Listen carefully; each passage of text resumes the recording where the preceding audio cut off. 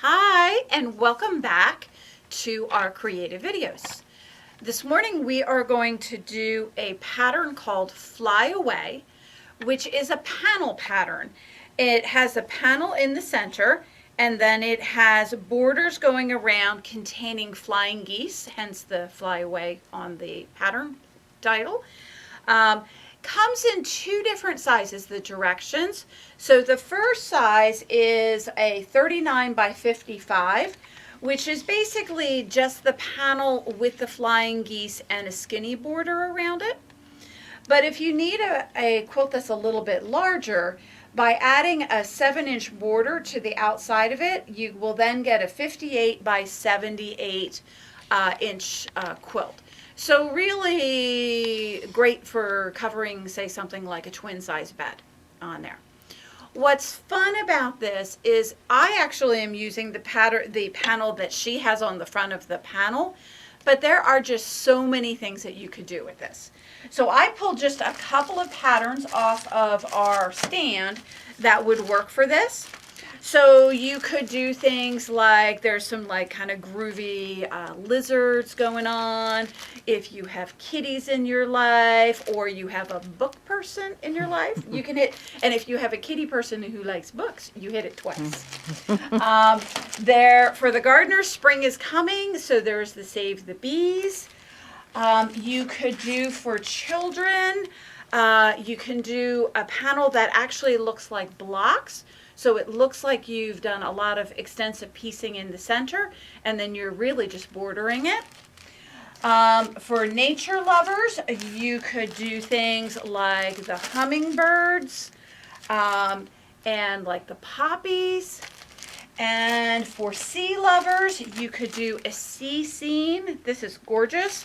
And the fishies, these are the stylized fishies that you've seen the cats and the dogs in, the same ones. And then we have a new kitty pattern, because I'm a kitty person. And so this one is also blocked, so it will look like you did a lot of piecing. Now what's interesting about the pattern is she has you trim the panel down to 23.5 inches. And if I look at the measurements, I can tell you what the length is. But the case of it,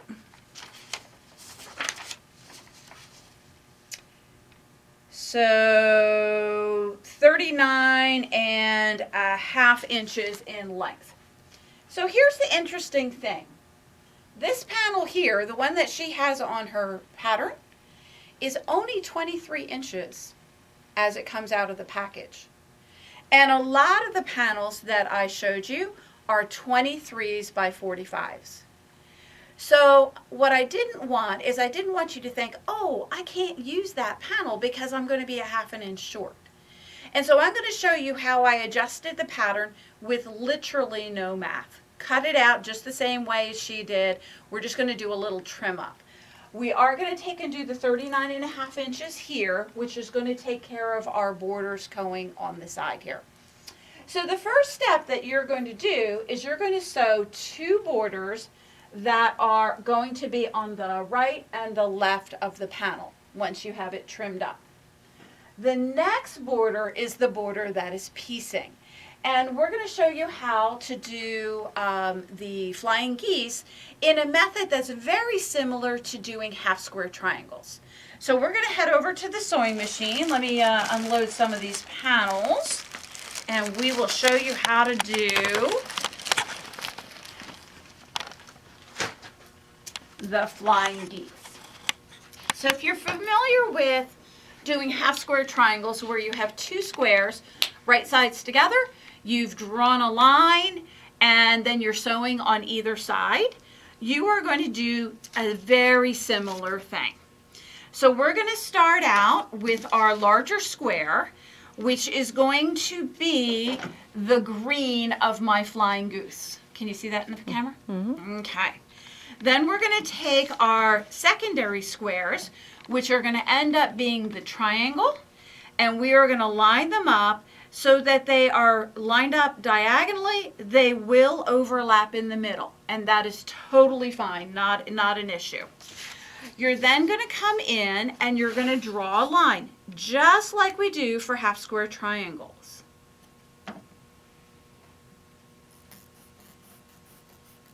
So we're going to come down and we're going to draw a line, just something that's going to be removable. And actually, we're going to cut on it, so it doesn't have to be that removable. Just want to be able to see it.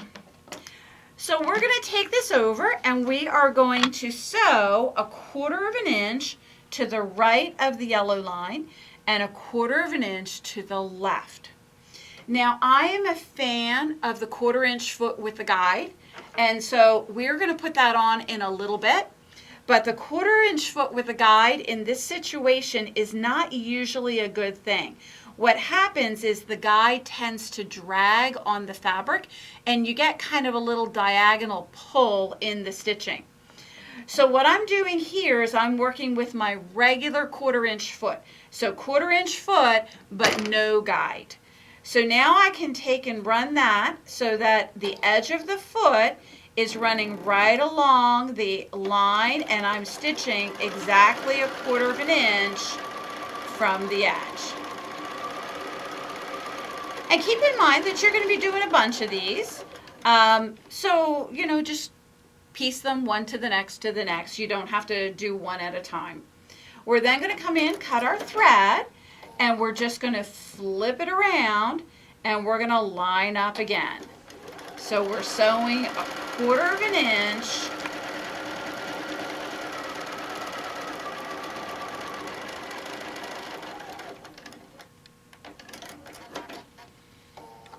So this is what it should look like. We have our drawn line and we're 1/4 inch from each of that side. Now we're going to go ahead and cut this. You could throw the rotary cutter down and do that. You can cut it down with the scissors. It really doesn't make a lot of difference. We're just trying to separate it. And then we're going to hop over to the ironing board and we are going to press our little squares up into little baby triangles, and we're pressing that seam allowance towards the smaller triangle piece. So in my case, that would be the tan fabric. So we'll go ahead and press that.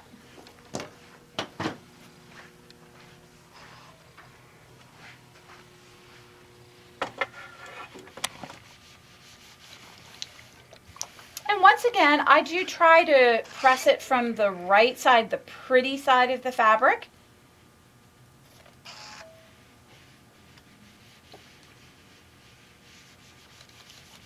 And I'm using the lip of the iron in order to make sure that we don't have an accordion pleat. And you can give it a gentle tug on it. The one thing you want to watch out for on triangles, because you are having bias edges there, we don't want to be like muscling the iron. We're just pressing it flat. All right, so we've got that done. We're heading back over to our table.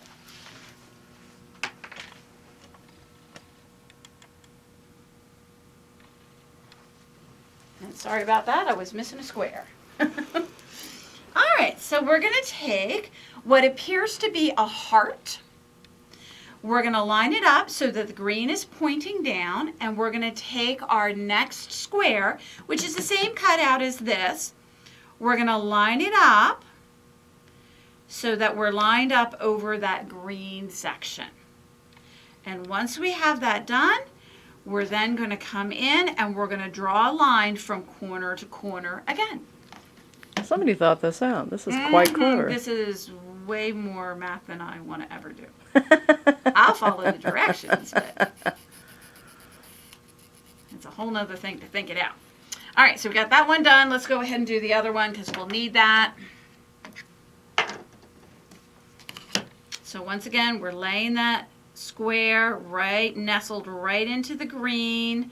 The only thing I'm trying to do is make sure that I've got kind of a little even section here. If you look, you should have from the point of that square to the end, they should be equal. Not so equal, guys, that you have to get the ruler out and measure it. It's just an eyeball thing. If it looks off, it's easy to fix it at this point. All right, so we have our line. So we are going to do exactly what we just did.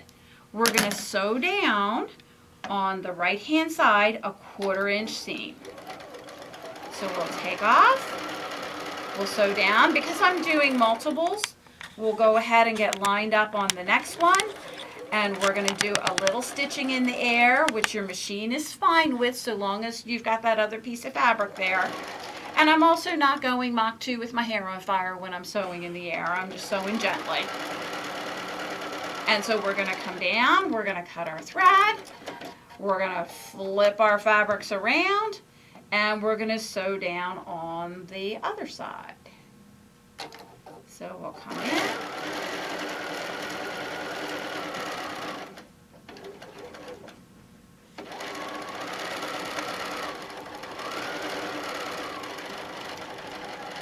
And just a few little checks. I mean, if you've cut out accurately and you're sewing your 1/4 inch seam accurately, what you're going to find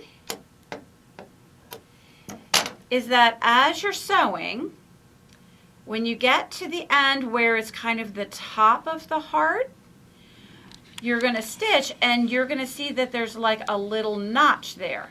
So that notch, when you do that, when you flip that out, that's going to make that top section lined up.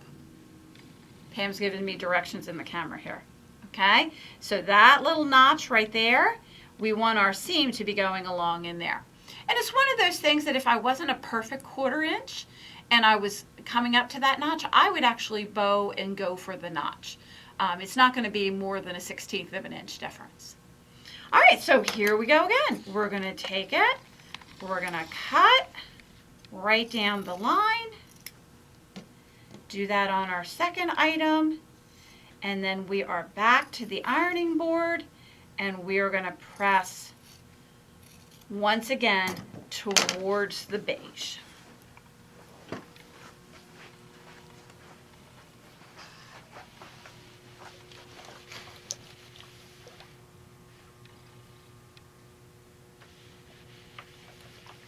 And once again, we're pressing from the top, but we're not mangling it. We're just giving it a press.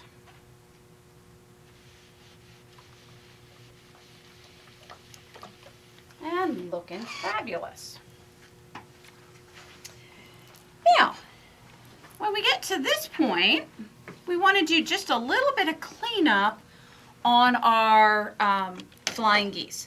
The very first thing that I do is I de-tip them. So I take all those little dog ears off. All they're going to do is get in your way and add bulk. And so you can confetti your studio floor with your little dog ears. It makes it look so festive. All right, so we got that. Now, the next thing that I'm going to do is I'm going to double check the measurement of the top of this point to the top of my cut edge. What I'm looking for it to be is I'm looking for it to be 1/4 of an inch from this point to the top of the edge. So my eye says I'm a hair larger. And that will happen because you're dealing with like hypotenuses and that kind of thing. Ooh, big word. So yeah, I know. How do you spell it? My high school, no idea. My high school geometry teacher would be so proud. All right, so we're gonna line up and I'm looking at the 1/4 inch line on the ruler and I'm just checking to make sure that it's right at the tip of that. So when we measure, this block is going to be 2.5 inches to the bottom of the piece. So you'll see on this one side, boom, I am dead on. But on this other side, I have about 1/8 of an inch off. So once again, this is super easy to correct right at this point. So we'll clip that and then we'll measure up the next one. And what this is going to help us do is make it so that we are not going to be chopping off the tips of our flying goose. Or they wouldn't be floating. Sometimes you'll see too much background from the back of them. But you can see we're just trimming off just a smidge, and that is going to make the difference between being super, super accurate and being close. So we'll come in. As I'm trimming it, I'm paying attention to this side as well so that I'm sure that I'm square. So I'm lining the bottom of the goose right up with the 2.5 inch line. And you can see, literally, I mean, I couldn't get it off in one piece, but it's just that tiny little bit. But it's super easy to do at this point, and it keeps you from having to fudge on the other end. All right, so I have done the left-hand border already. So we are now working on the right-hand border, and the right-hand border has a group of 4, which are magically together already. Magic. The magic of video. So we need a group of 3, and then we're going to have 1 at the top. So I'm going to just set the 1 aside so I don't get gung-ho. And I'm going to change my foot at this point, and I am going to go to a 1/4 inch foot with a guide.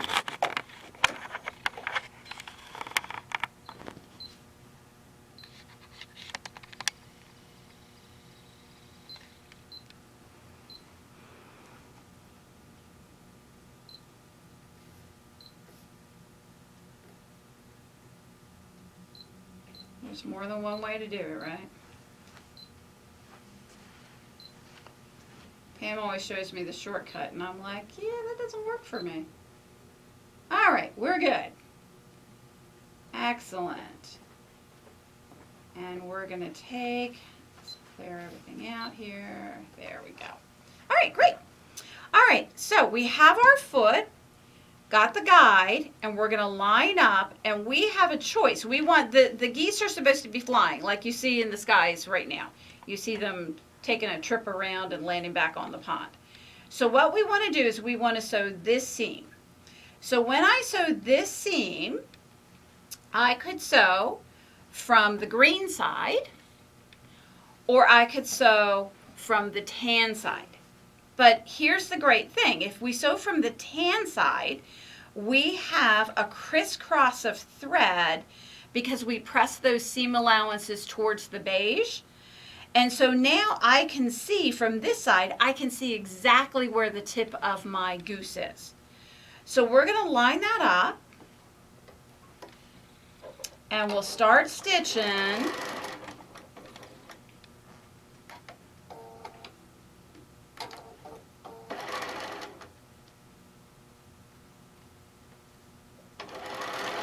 And as I stitch through the top of the goose, I want to make sure that I'm stitching right through the X. Now, because we took the time to trim it, it pretty much happens. So there's our first one.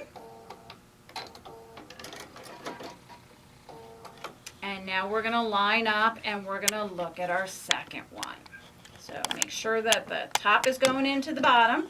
Flip it over, and then once again be looking at the side that's got the X.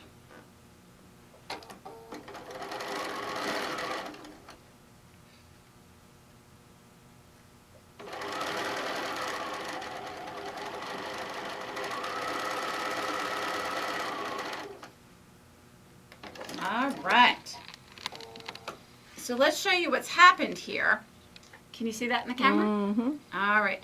So you see, by sewing through the X and by trimming that off and getting a 1/4 inch, my goose literally just touches. It's better the than being next cooked. one. All right, no puns. All right. So now we're going to go ahead and press these. So we'll get these done.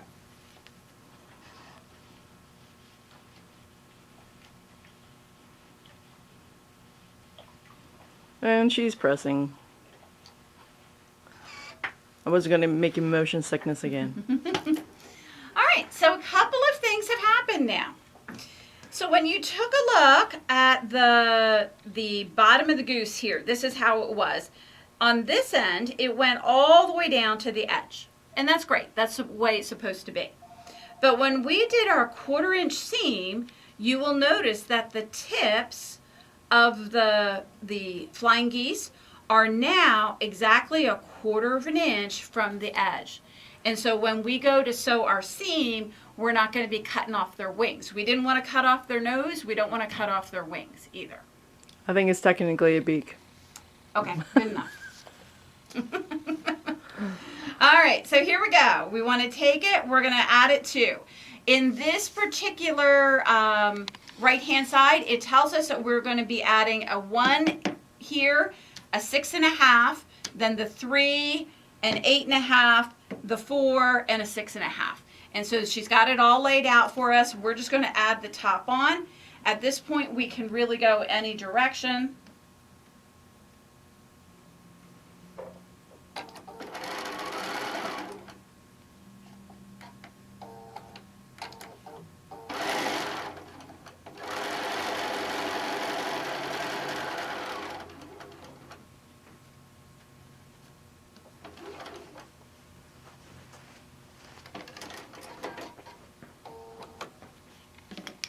All right, and my 6 1/2.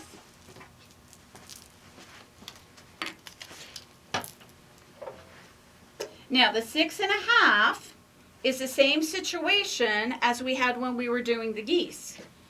So the bottom of the geese, it didn't make any difference, but the top, I don't want to cut off its beak.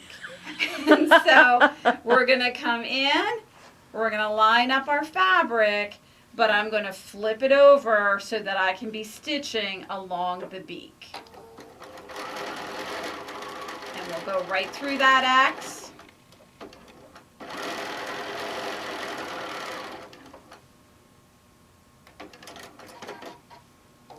And then one last one, and once again, we don't have to worry about the beak. We're just sewing from the bottom, so we can just randomly get started.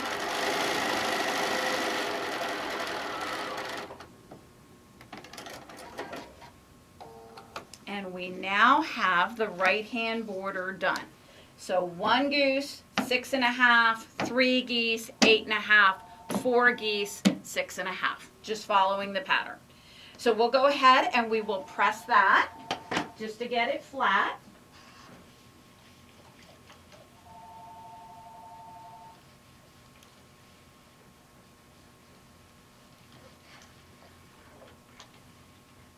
And we are now ready to attach it to the side of our panel.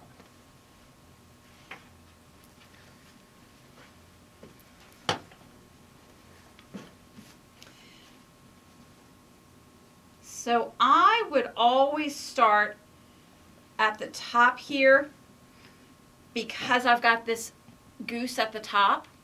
At the bottom, you'll notice I have kind of a plain piece. So in a perfect world, it's just going to line up. But occasionally we have like 1/4 of an inch left over, and 1/4 of an inch of fabric on the bottom side is not a big deal because we can just trim it off. The 1/4 inch at the top would be cutting off our beak on the top of the goose. So pick your side, make sure that it's going the way you want it to be. And we'll stitch down.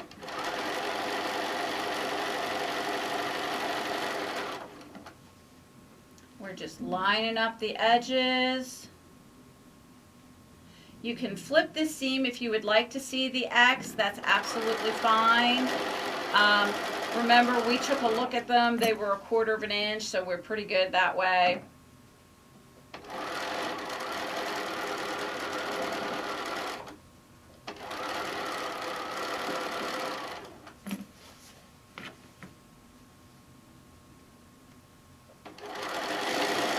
And as you're lining up your borders, even though this is a pieced border and not just a solid border, same rules apply. Line up 6 inches. Go ahead and sew that 6 inches. Then line up the next 6 inches and sew that.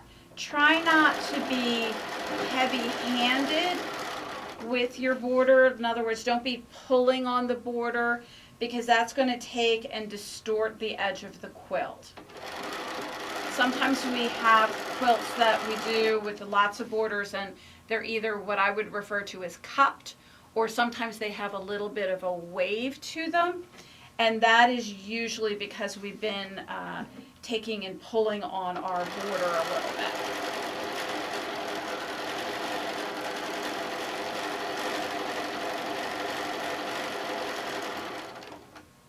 Okay, so let's take a look what's going on at the bottom. So we are almost perfect, but you see I have just a little sliver here. Once I get it pressed, I can do a little square up, but I couldn't have done that on the other end without losing the beak. All right, so let's press this. We're going to press this towards the solid border. So I'll put the solid border away from me. And we will give it a press.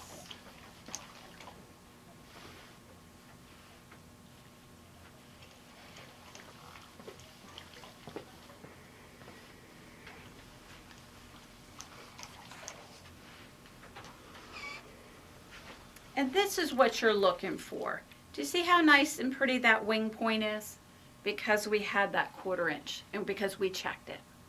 All right, so let's lay this onto the rotary mat. I do trim up whenever I'm squaring up. I always do it with the rotary cutter, even though it was just a sliver and it would be just, you know, simple to grab the pair of scissors. What happens with the scissors is we tend to get where we have just a little bit of an angle. So what we can do with the rotary cutter is we can line up the ruler so it's running right along the edge of the panel.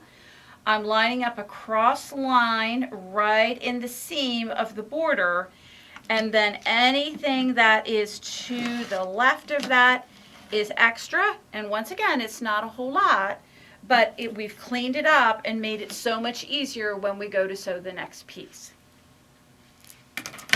So the next piece for this particular pattern is another gray border and then a green border. I'm actually using it, it's the same fabric as the Geese. So I've actually pressed and prepped those. And this is where the math is going to change. So this is our green border with our gray. When we're attaching it, we're going to attach it to the top and the bottom. So it's going to crisscross here. And we're going to take a quick look at it. And what it should be is about a 1/2 inch too long.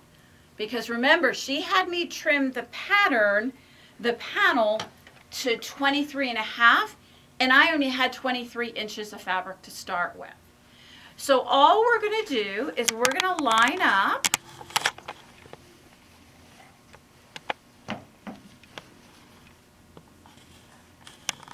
and I'm going to line up the green. I have, when I sewed these together, I had a little bit of a difference. So I'm going to line that up. And we're going to sew down our border.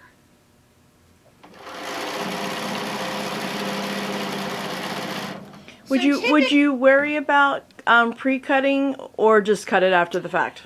To me, Pam, I would tend to cut it after the fact, because if there's any easing in the sewing aspect of it, you didn't want to trim it up and then end up being 1/8 of an inch short. Got it. So we have the extra fabric. Why not go with it? We'll just do a cleanup at the end. Not only that, then you have to measure it and cut it. Oh, that's true. This sounds easier. Yes, this sounds easier. And, you know, Kathy cut this out for me, so it wasn't any big deal for me. I'm just using it. All right, now we're coming into here. Okay, I've got my goose tip going along in here. Remember, I trimmed that up to the 1/4 inch, so I should be good. I could stop and flip this over to the see the X, but I'm gonna wing it. You say I'm bad with the nose thing. I don't know. All right, let's take a look. See if we survived. Oh yes, that's good enough. We're Oh, in that good looks shape. great. All right, so let's go ahead and press that, and we're going to press that to the gray.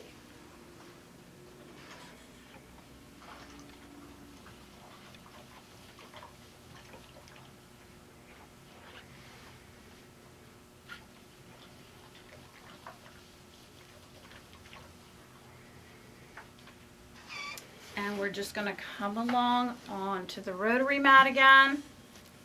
And we're going to line up.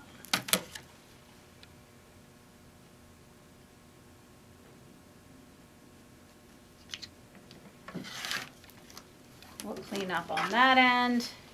And I've got a little bit of gray that needs cleaning up on this end. So we're looking really nice there. So that gets us the top of the panel. And let's go ahead and just do the bottom of the panel.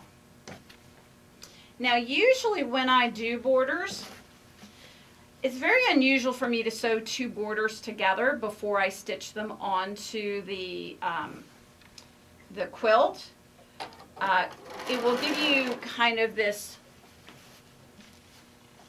interesting corner going along like that, but that's how the pattern has it. She has it framed that way, and I thought it looked really cool, so I was able to sew those two together. But it's not something I would do if I was just picture framing. I took a panel and I was just sewing the borders around. If I had two borders, I would always sew the first border all the way around, get it pressed and cleaned up, and then I would sew my second one. So don't take this as a technique. This is just simply how this particular pattern is sewn.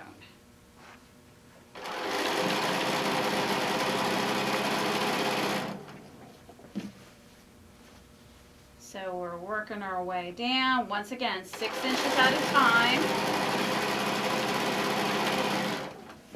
And no pulling. And I would not go to the effort of clipping this because I have a little bit of extra fabric that I can trim off. We're in great shape. We don't have to pin it or clip it. And once again, we're back to the ironing board, and once again, we're pressing towards our gray fabric.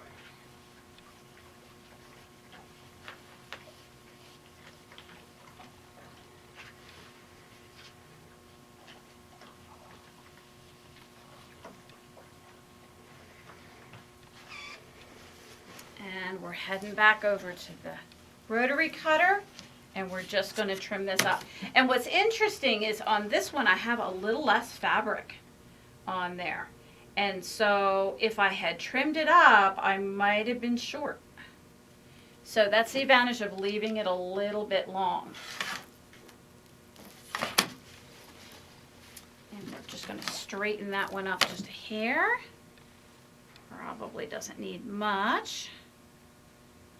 But once again, we're lining up on the edge here, and we're lining up in a line. So we're really kind of T-squaring it. But you can see just that tiny little bit just makes it that much cleaner going on there. All right. So we have 2 more borders that need to go on the side to do the small size. Now, these borders are going to be roughly 51.5 inches, roughly 51.5 inches long. All right. So fabric isn't 51.5 inches. So what we have is we have extra strips. So when we take a look at it, we've got strips going like this, that, and that. So when Kathy was cutting this out, I told her, I said, when you're doing this, she goes, should I sew them together for you? And I said, no, don't sew them together, and don't cut them, because we're going to do the same technique on these long ones as we did on the side ones. The longer the seam, the more problematic it is to lose some fabric. Have you ever done a curtain panel? You cut a 3-yard length. You do a second one. You do a 3-yard length. You're going to sew them together. You measured them. You pinned them. They're the same size. But when you get to the bottom, they're off. They're not the same size. And so in doing this technique, so long as we're not pulling on our fabric when we're sewing it, if we leave them long, we're just giving ourselves a little bit of safety because we can trim off. So I've sewn it across. I've sewn way down from the salvages because we don't want any of the salvages in our project. We're going to take this, trim off the salvages, and for once we're going to take and we're going to press this seam allowance open. The rule here is for borders, we want to get it as flat as possible. We don't want to see that little bump in there. So we'll do a quick press on that.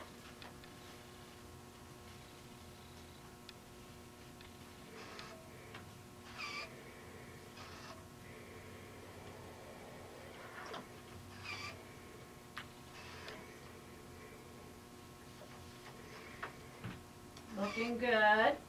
And this border is a grunge. I love grunges. Grunges are a twofer fabric because you get this lovely grunge side that has some color variation to it. But you also, on the other side, have a perfectly matching gray solid. So sometimes you need a little bit of texture and a little bit of solid. One fabric gets you both. So we're going to go ahead and we're going to line up on this side one. I'll sew one down and I think we'll pause the video so that you guys don't have to watch the second one. And we'll just come back. So as I start my stitching, I want to come in and I want to make sure, because remember I haven't trimmed these, I've got salvage on the end. So I'm going to make sure that my salvage is hanging way up off of the edge. We're going to take it and we'll start stitching it. And it becomes more important than ever with these long borders to not be pulling on the border or the quilt. So we're lining up 6 inches, we're stitching, we're going to be going through the 1/4 inch section of our goose. Because I checked them, I feel really confident in doing this from the top side. If it's the first time you've done flying geese, you could flip it over so that this was on the bottom and the quilt was on the top.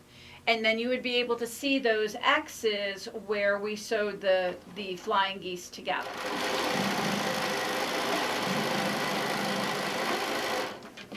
So we're just working our way down. 6 inches at a time.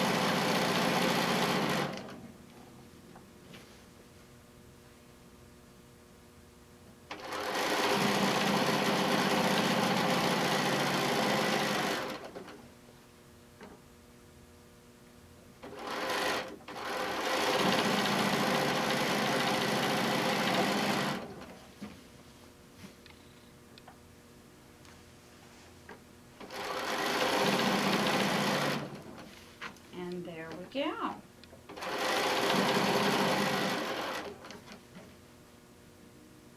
So now we have this great border that has this gigantic tail hanging off the other end. Totally not a problem. We're going to hop over and press it first. And by the way, with these skinny borders, the urge is to do this. Flip it over and like scissor cut it from there.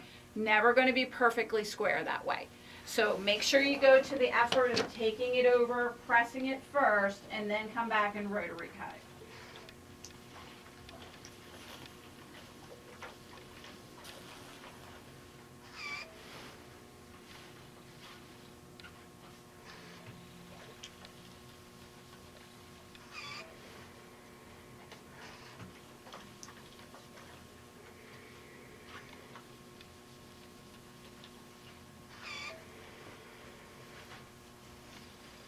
So we're going to lay it down, pretty side facing up.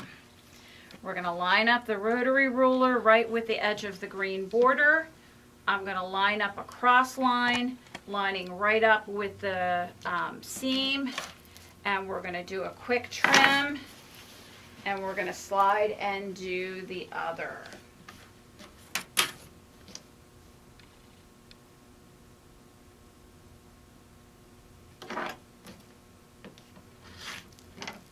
All right, so we will be right back and I will have the other border on.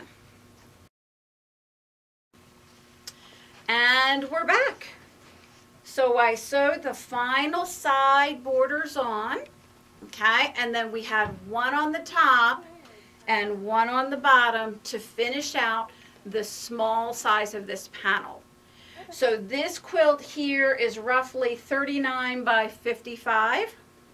I am going to do the optional border, which is this fabric here. It's a 7-inch or so border, I believe. It's maybe a little bigger than that. And that's going to increase that and make that a 58 by 78 inch border, quilt, excuse me. So I'll sew that on and we'll come back and show you the finished project. And we're back. So the magic of video, just by adding a 10.5-inch border, I measured it when I was sewing it, we have added and made a larger quilt. This quilt dimensionally is approximately 58 by 78, and so you can see it would definitely cover a twin size quilt. But it's a beautiful, beautiful addition to the original pattern. So I hope you enjoyed this, and we'll see you next time.